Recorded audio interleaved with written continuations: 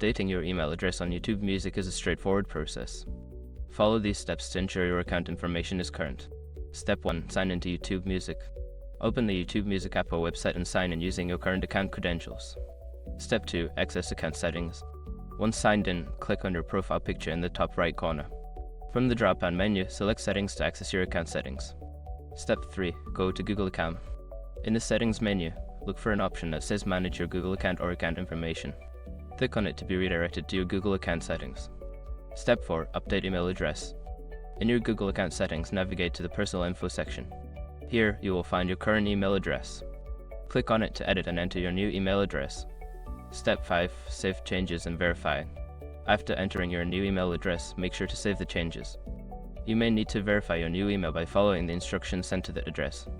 Once you have completed these steps, your email address on YouTube Music will be updated. Remember to check your new email for any verification messages to finalize the process.